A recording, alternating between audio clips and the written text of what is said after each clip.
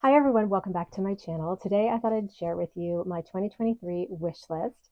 And I'm also going to talk a little bit about how I used to use wish lists in the past versus how I'm kind of using it this year during my low buy year in 2023. Over the past few years, probably 5 or 6 years, I have been watching a lot of content around minimalism, decluttering, using what you have, quality over quantity, all of those things. But as much as the content really appealed to me, I wasn't really taking any drastic changes to what I was consuming and how I was approaching kind of keeping a wish list versus going out and buying things. I had wish lists. I had many wish lists, and I am someone who's just a list keeper by nature. I have so many lists on my phone. I've got a list for everything, and I had a wish list for beauty. I had a wish list for fragrance. I had a wish list for fashion. I had a wish list for just miscellaneous products for the home, things like that.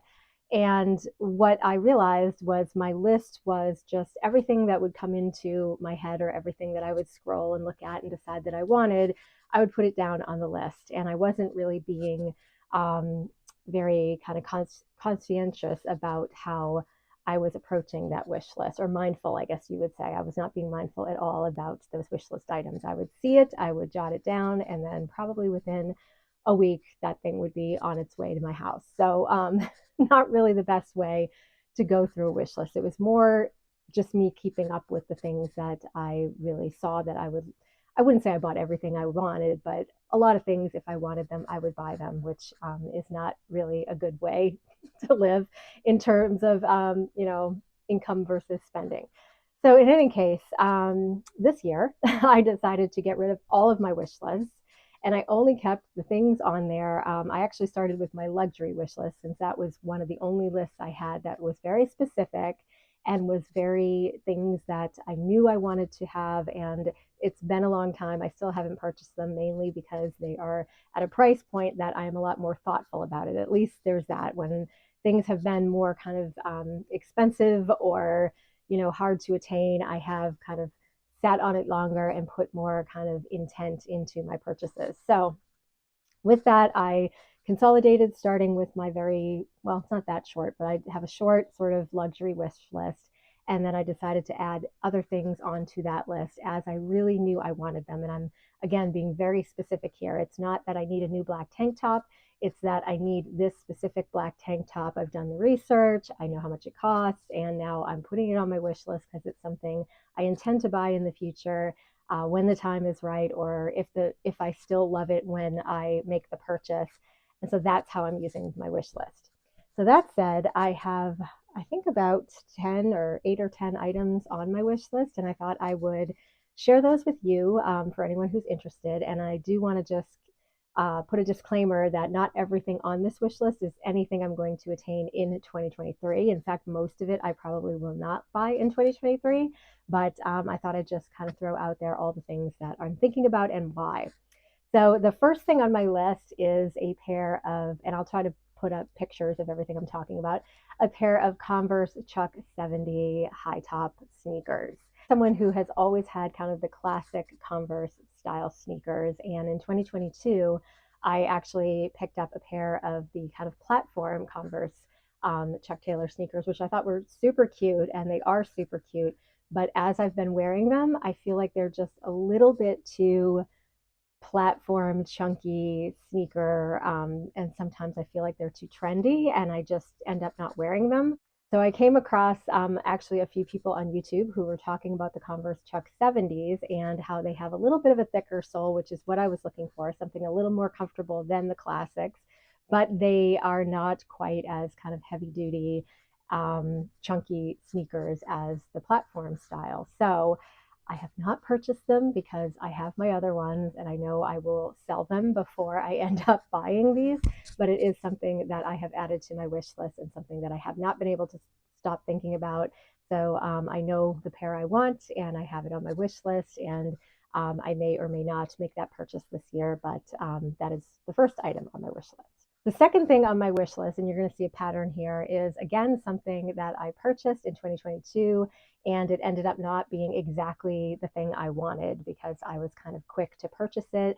I couldn't find the exact one I wanted in my size and in the color I wanted, so I purchased a different pair, and that is my UGG Ultra Mini boots, which I have in the black color.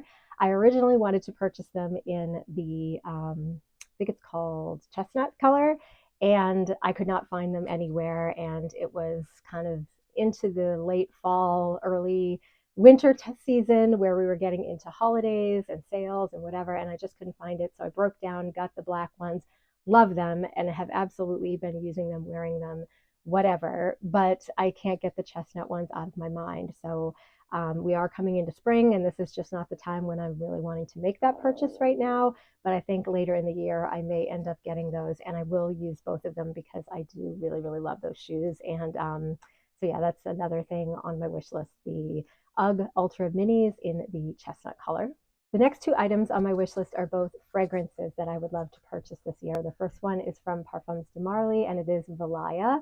And I just added this to my wish list after smelling it in Saks Fifth Avenue, and I was just in love with it. It was like love at first sniff. It's a really beautiful fragrance, and one that I know I would like to get for the spring and summertime. So that will probably be the next thing that I do purchase. But I am saving up for it and going to pay with my debit card. And yeah, just really excited about getting my hands on that. And the other fragrance that's on my wish list that is not yet available, at least I don't believe it's available in the United States anyway, for purchase, and that is from YSL, and it's YSL's Babycat. That's a fragrance that is definitely more of a cold weather fragrance, so I'm kind of holding off on that purchase till later in the year, but it is something that I have smelled a sample of and absolutely love and definitely want to get in my life this year. And the last 5 things on my list are luxury pieces that have been on my wish list for quite a while, and I'm not sure when or if I will get them, but they are definitely things that I know I really, really want, and will wait on until the timing is right, or the right one comes along. The first one is the Cartier tank watch in the stainless steel.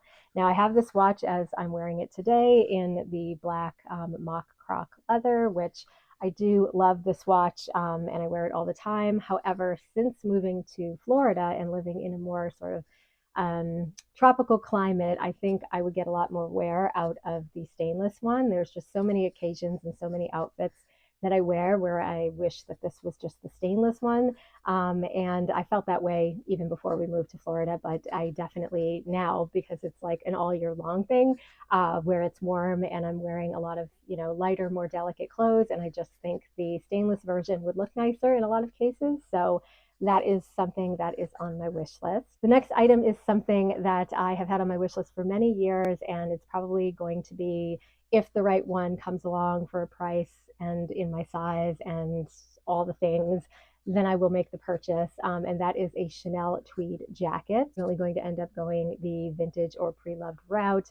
And I have just been, watching. I go on Poshmark from time to time because there are some people who sell them there. And then I, occasionally will see them in consignment stores. I would prefer to find one in a store where I know I can return it and try it on and all of that. But it seems like what I tend to find are things that are just not colors that are interesting, or styles that really fit me perfectly, and sizing is really off in a lot of cases because people have altered them and things like that. But that is definitely another thing that I have lusted after for a long time and still have on my wish list. My next long time wish list item is a vintage Hermes Kelly in the 28 box leather, probably gold hardware. I have been keeping my eye out for this, and one actually came along in 2022.